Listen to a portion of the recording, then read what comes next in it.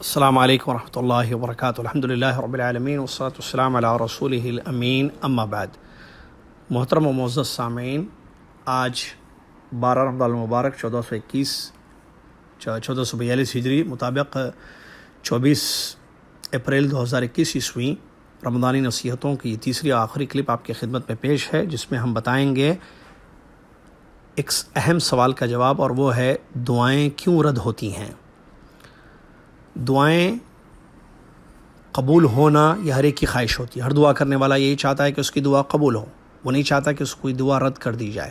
لیکن آپ کو معلوم ہونا چاہیے انسان کے کچھ ایسے اعمال ہوتے ہیں جن کی وجہ سے دعائیں رد کر دی جاتی ہیں۔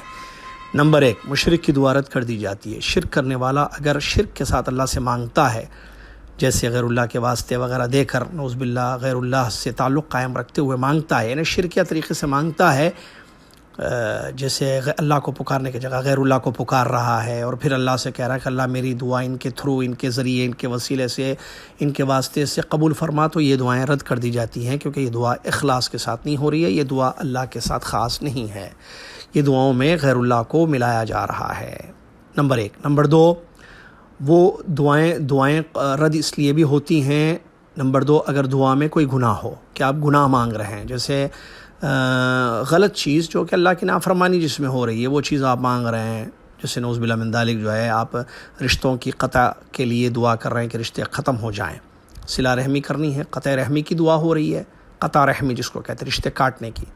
جیسے اللہ میرے چاچا کو ہم سے ہمیشہ دور کر دے، اللہ کچھ ایسا کر کے میں میری خالہ کا منہ نہ دیکھوں، خالہ میری منہ نہ دیکھیں، نعوذ باللہ اس قسم کی باتیں کر رہے ہیں، یا کوئی بھی ایسی دعا جس میں رشتوں کے دوری یا رشتوں کو ختم کرنے کی بات ہو رہی ہے، یا اس کے علاوہ کوئی بھی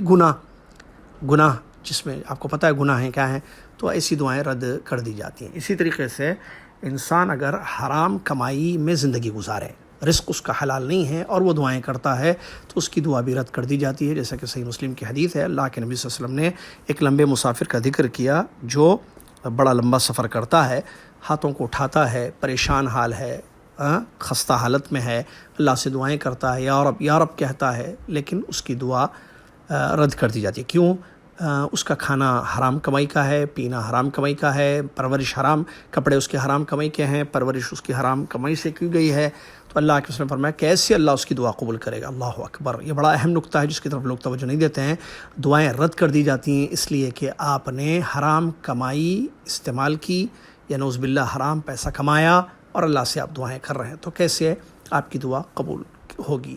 اسی طریقے سے شک کے ساتھ اگر دعائیں کی جائیں تو وہ بھی رد ہوتی ہیں۔ اللہ اگر تو چاہے تو مجھ کو دے دے، تو چاہے تو دے ورنہ مت دے، اس قسم کی دعائیں، یا یقین سے نہ مانگتا انسان، اس کو ایک شک ہے کہ پتہ نہیں اللہ سنے گا نہیں سنے گا،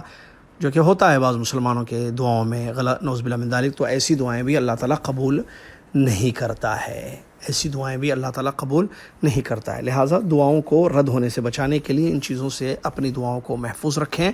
تاکہ اللہ تعالیٰ ہماری دعاؤں کو سنے اور قبول کرے، اور اللہ تعالیٰ یقیناً سننے والا اور دعاؤں کو قبول کرنے والا ہے۔ اللہ سے دعا ہے کہ اللہ تعالیٰ ہم سب کی دعاؤں کو قبول فرما، اور ہر مانع یا رکاوٹ سے ہماری دعاؤں کو محفوظ رکھ دے۔ اور اسی طریقے سے ایک